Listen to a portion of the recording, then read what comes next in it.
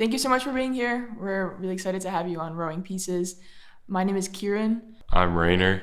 And I am Dylan Hartwick, and thank you guys for having me. I'm excited to be here. So the first question we have is, how did you get into rowing? What brought you here? Yeah, this is a fun one because I actually did wind up writing a college essay about this many, many moons ago. But I got into it through my brother. So he's 4 years older than I am, and he joined our high school's rowing team. It was, I think, their founding year, or it might have been a year or two old at that point. So he joined when it was a really young program, and my mom got super involved in going to practices, driving around in the launch with the coach and everything. So I went with her to pick him up one day, and we were just hanging around waiting for practice to end. And at 10 years old, I just hopped on an erg and just kind of paddled around for half an hour. And there were some other of his teammates who were on land already, and they were like, "Oh wow, you're really good at that." And at 10 years old, in retrospect, they were probably just being nice to the little kid that was around. But at the time, I was not an athlete at that point at all whatsoever. I was the kid who finished the mile last in gym class. Gym teacher would tell me I was done before I was actually done, just because they didn't want to watch me suffer anymore. So I think to hear some older high school kids tell me that I was good at something, that was like, oh, this is dope. I want to do this when I get here. And then shortly after that, my mom bought an erg for the house. So then I was, pulling 12-minute 2Ks in the basement for a couple of years until I was old enough to join up myself. And at 10 years old, you started young. That's Yeah. Did you row in college? And if you did, where? I was hooked from then on. So I was doing it all through high school. And then that was one of the biggest things for my college search was, do they have a rowing team? Mm-hmm. If the answer was no, then they were immediately scratched off the list. But at the same time, I didn't have a lot of resources around recruiting. I kind of had in my head this dichotomy. It was either I'm going to go to the Ivy League schools or I'm going to do a club team. So I didn't really have any perception of anything in between. So schools like Drexel and St. Joe's, U Delaware, those kinds of schools weren't really on my list for rowing lightweight. So I wound up going to a state school up in New York, SUNY Binghamton. So they have a program that was founded in, I believe, 1988. So not super old, not super young either. But it was a club team, a lot of walk-ons, a lot of people that had never rowed before. And I think it actually wound up being a really awesome experience going in as someone who had rowed in high school. Wait, you said Temple and Drexel. Are you from Philly? So I'm not from Philly. So these types of schools, I didn't really hear about them as much, because I was always hearing about, Harvard and Dartmouth and Brown and all of those big Ivy League schools. So the smaller college, or not smaller, but the less famous ones, I guess, just kind of weren't on my radar. Mm-hmm. And I didn't really have any older teammates or anything like that, telling me about it, because it was a smaller high school program. So I think I'm one of maybe 3 or 4 people out of my high school that actually kept rowing afterwards. Everyone that I rowed with, aside from one of my best friends who does it casually now, but nobody else really kept on rowing after that. So you're better than your brother? Well, yeah. I mean, he quit his senior year. Yeah, we did row a double once. And I let him row my single one time, but he flipped it. So then it was he flipped in my single. Yeah, I was like, come on, man, I'll let you use this boat and you're just going to go out and flip it. Although I do think it was actually not his fault, because at the time I didn't have rack space at the boathouse. So every time I rowed my single, I had to car top it, de-rig it, re-rig it, the whole thing. And I made the mistake of letting my friend Tom row, rig and row my boat. Yeah, Tom. Oh, man. So Tom took my boat out for a bit. He rigged it, didn't wrench tighten everything. Oh. So then my brother got in and he flipped because the rigger actually popped off and popped off completely, fell into the river, gone. Yeah, I don't know how he made it back, honestly. It's all hazy because I was frantically checking That's my boat, making sure it was all right. But yeah, no, that was a wild time. So my sources tell me that you are also a teacher. I am, yes. How do you, where do you teach? So I teach at Mastery Charter School, Shoemaker campus, which is actually only about 2 miles down the road from here in West Philly. Oh, cool. So if you know where the Mann Music Center is, it's just a couple blocks down from there. And this is my 5th year teaching there, actually. Wow. Wait, what do you teach? I teach 12th grade English, as well as Yikes. AP English Lit. Yeah. So I'm with the seniors. We're reading Othello right now. Don't know that one. Not yet. Not yet. We will. It's Shakespeare. It's a tale of jealousy and betrayal and manipulation. It's a good one. Did you come to Philly for your teaching job or like the school? So the rowing was the big lure, honestly. From a year into college, I kind of knew like one day it's going to be Philly or Boston, one of the big rowing cities, where it's kind of like embedded in the culture. Because I was so used to being somewhere where, you say, oh yeah, like I row. And they say like, oh, you must have big arms. Like no one, the classic joke. Then nobody really knows what it is. But you come here and everyone knows what it is. It's like, oh yeah, I saw you on my way to work this morning. Like you were on the river. Or I have coworkers coming in and be like, yeah, I saw rowers over the weekend. I thought of you. And it's, it feels good to be somewhere where it is kind of a part of the general social awareness. Like everyone just kind of knows what it is a part of it. I'll meet people that say like, oh yeah, like during the summer we go watch the racing that's going on the Schuylkill. And it just feels awesome to have that community, even outside of Boathouse Row.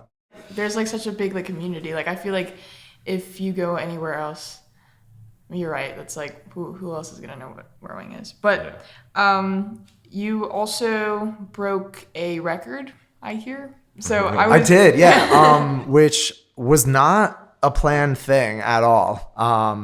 So I think I'm probably on my 5th or 6th year of doing this, but I started a personal tradition. I'm not sure if you guys follow the Concept 2 challenges that go out, but one of my favorite ones is the Holiday Challenge that starts from Thanksgiving to Christmas, however many meters you can erg in that time.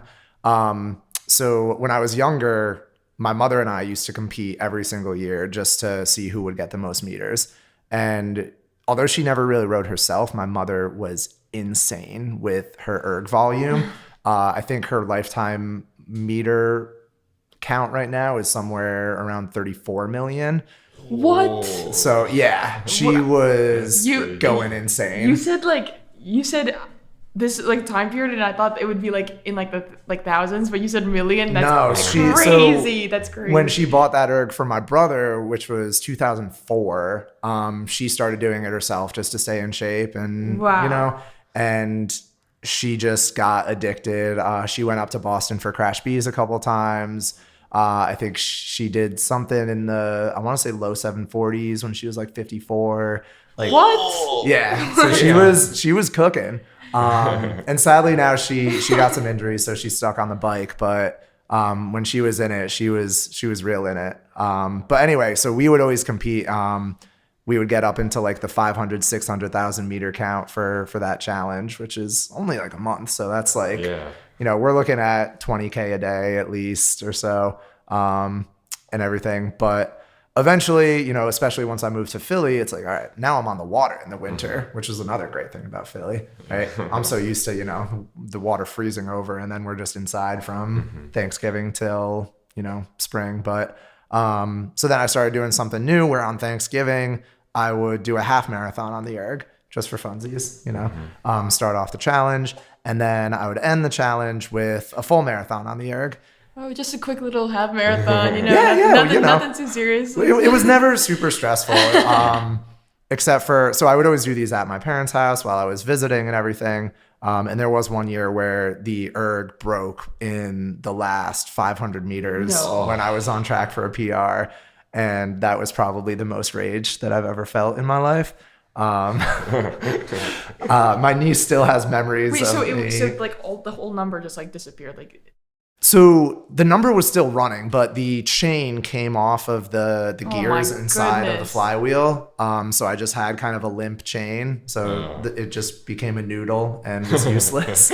And it was especially frustrating because it happened very gradually. So it was like 10K in. I wasn't really getting the same resistance until like I was a quarter of the way through the drive. And then last 4,000, it was like, all right, now I've only got like half of my drive. And then in the last 500, it just gave out completely.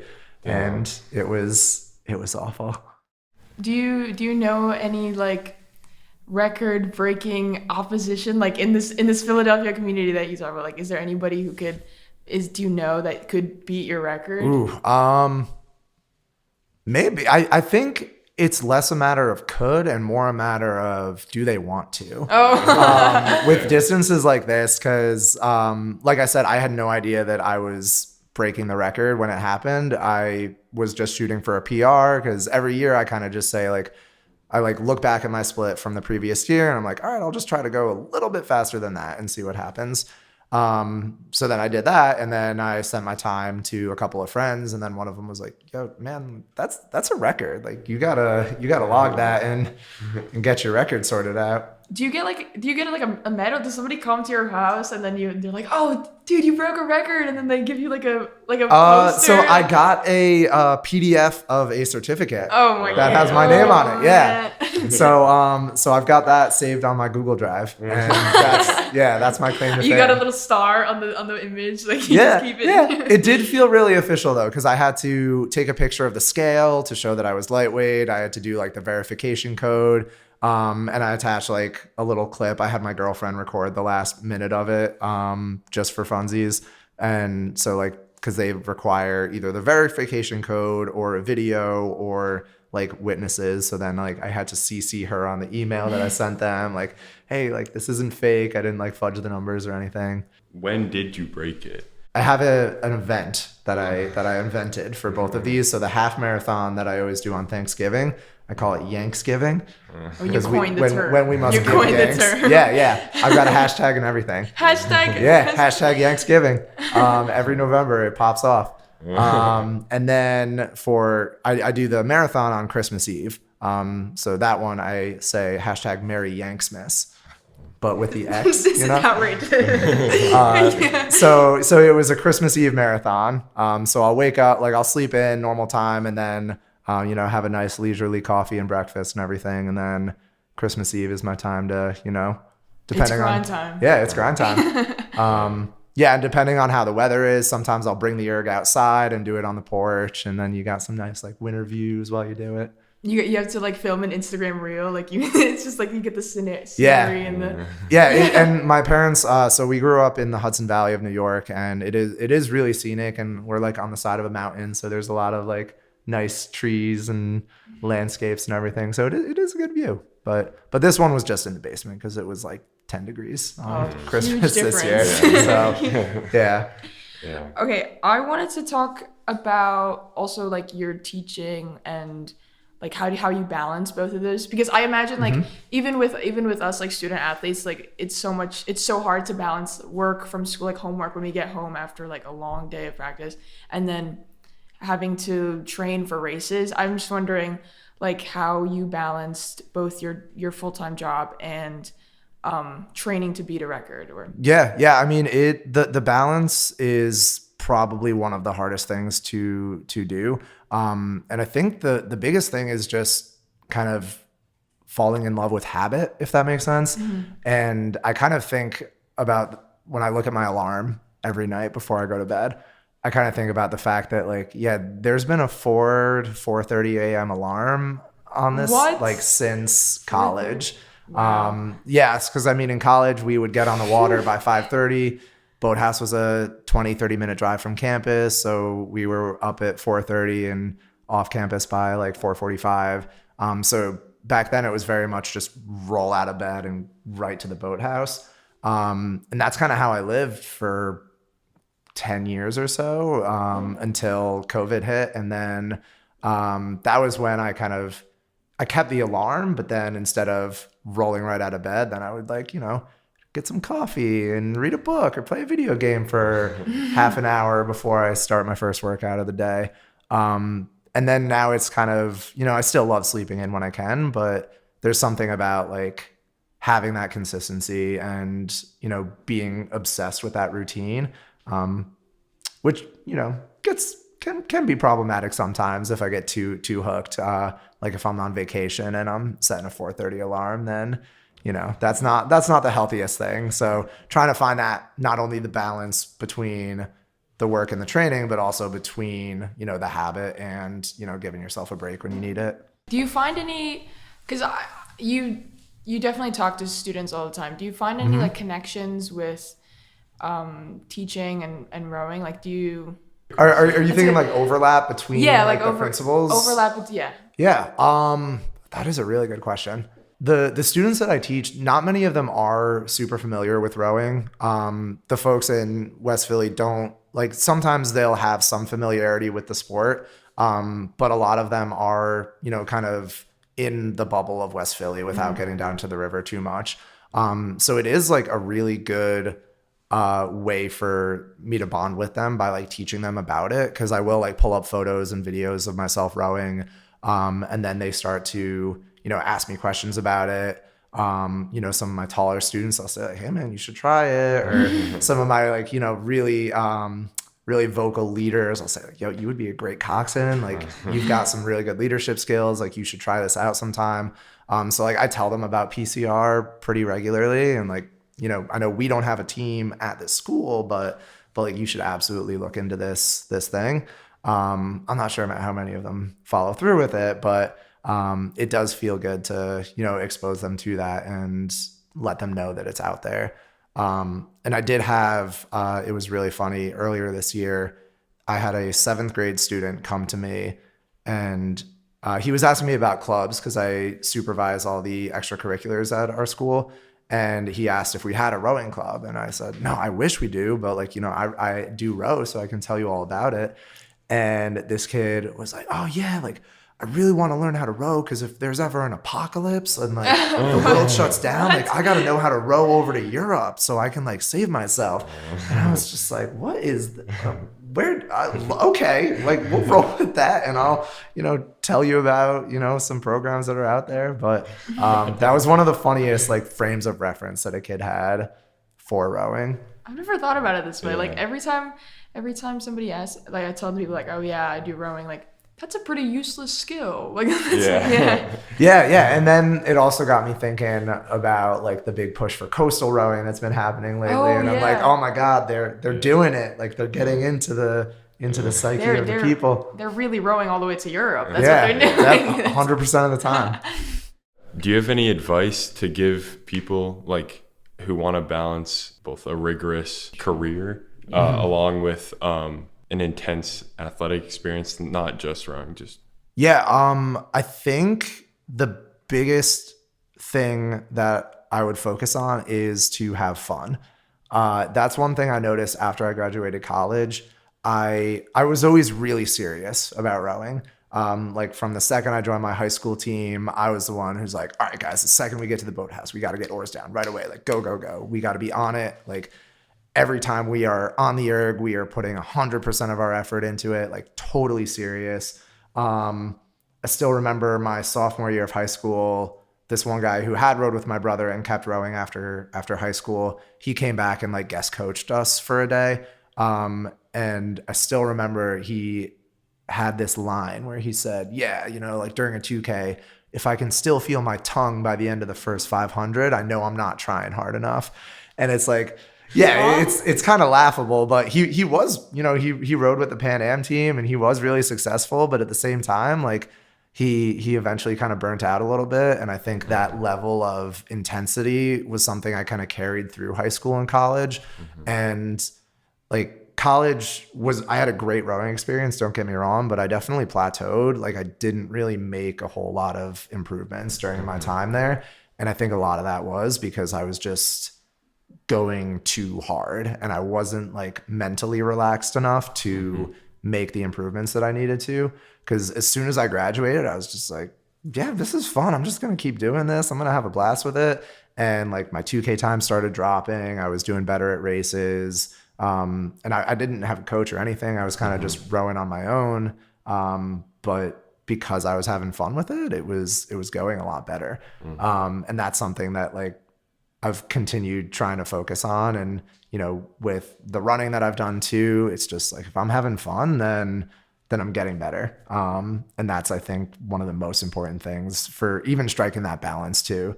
Because if you are dreading the practice that you got to go to after your job or after your classes, whatever it is, then it's not going to be as productive as if it's like, yeah, this is something I get to do when I wake up in the morning. This is how I get to start my day, rather than, oh, this is something that I have to do. So just that like simple little reframing has been super, super helpful for me. You also run? Did you say that? Yeah. So I got really into it when the pandemic hit because Boathouse Row shut down. And eventually we were able to like move our boats up to trailers and row off the city docks. But for a while, it was that we were just totally shut down. We couldn't do doubles or quads. So if it was rainy or windy or whatever, it was like we were really restricted. So I just started running a lot. And that one, you know, COVID was tough for everybody. I definitely use that as like an outlet to kind of process some of the world changes that were going on. But it was just like a very quick descent from, you know, oh, you know, I'm going to do like 10 miles and then 11 the next week. And then eventually I did like my first marathon that May. And then I got super into ultra running. What's that? So those are distances going like beyond 26.2 miles.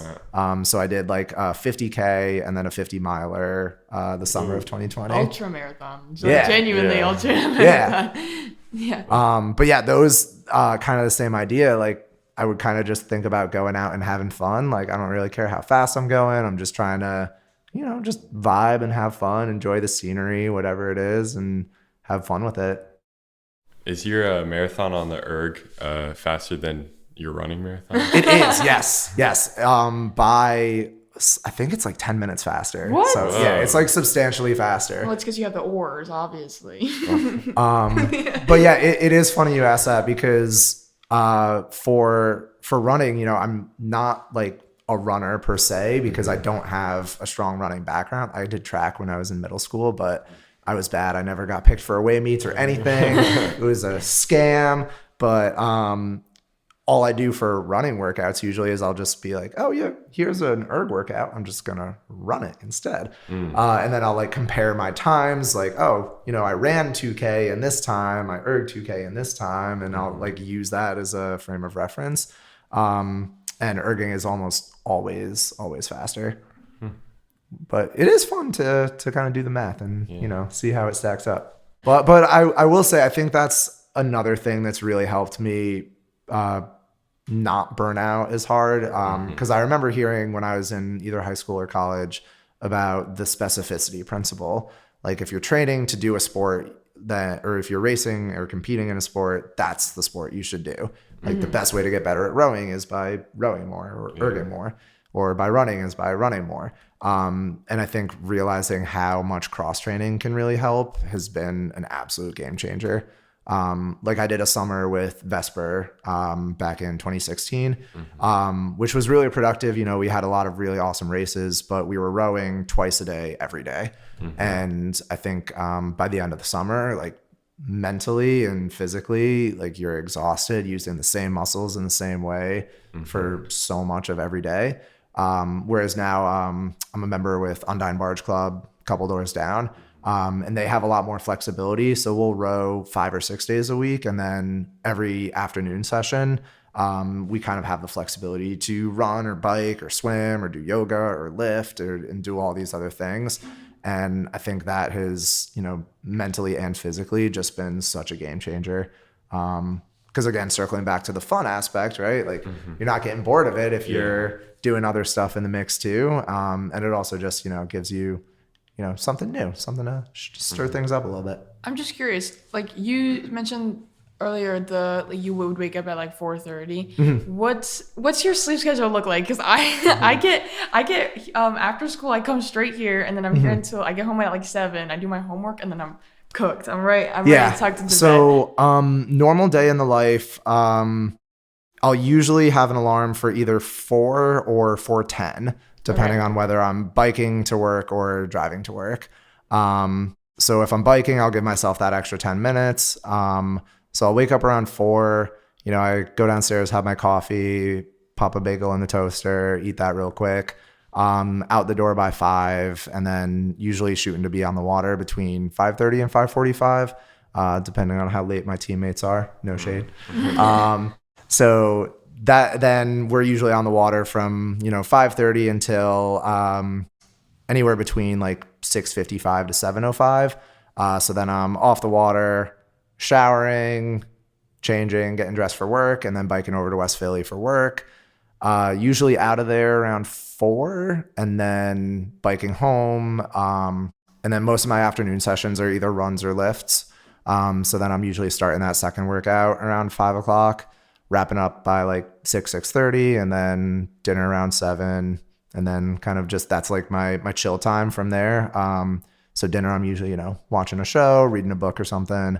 And then, just hanging out until like 8:30 or 9 whenever I pass out, and kind of just do it again. Do you don't have teacher homework? Is that real? Is that a thing? So it is. And that was probably for the last couple of years, that was the hardest thing because what I would do is I do have a couple of periods during the day where I don't have students and I can kind of work on grades and lesson plans and respond to emails, reach out to parents, all of that stuff. And that's another thing. My school day ends at 3 o'clock, but then I'm there for an extra hour or so to knock some of those things out. And then Sundays I would kind of use as my like 6th work day. So last year I was struggling with the time management and the efficiency of those tasks. So I would be grading and planning lessons for 8 hours on a Sunday. So it was like a long haul. And I think over time, I'm teaching now the same curriculum for the 4th year in a row, 3rd if you count the first year that was, hybrid virtual. So I've just, kind of gotten a system down, which I'm pretty lucky for. So I can reuse a lot of the same lessons, which saves some time, just make small tweaks instead of, starting from scratch. And just like finding systems for grading to make things go a little faster. But yeah, I mean, that's the one thing about teaching that is definitely tough is the teacher homework, as you called it, which is exactly what it is. That gets tough to handle. Yeah.